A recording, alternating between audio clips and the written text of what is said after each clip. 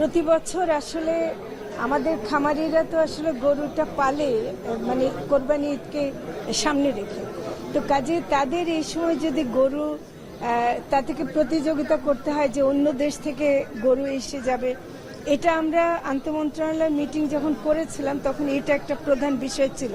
বিশেষ করে আইন শৃঙ্খলা আমাদের স্বরাষ্ট্র মন্ত্রণালয়ের পক্ষ থেকে আমাদেরকে আশ্বাস দেওয়া হয়েছিল এবং এখনো তারা এটা নজরদারিতে রেখেছেন। আমি গতকাল পর্যন্ত পত্রিকায়ও এমন কোনো নিউজ দেখিনি যে ভারত থেকে গরু আসছে, এবং আমি বিশ্বাস করি যে আমাদের মধ্যে যে ব্যবসাটা এখন নেওয়া হচ্ছে তাতে ভারতীয় গরু আসতে পারবে না। যদি কোনো কারণে চোরাচালানির মাধ্যমে ঢোকার চেষ্টা করে সেটার বিরুদ্ধে ব্যবস্থা নেওয়া হবে। তবে আমি আপনাদের এই কথাতে একটু নজর দিতে যাচ্ছি, আপনাদের কাছে অনুরোধ, মিডিয়ার কাছে অনুরোধ, যদি কোনো ভারতীয় গরু বা অন্য দেশের গরু আপনাদের এখানে দেখতে পান সেটা আপনারা তুলে ধরবেন, আমরা অবশ্যই এটা ব্যবস্থা নেব।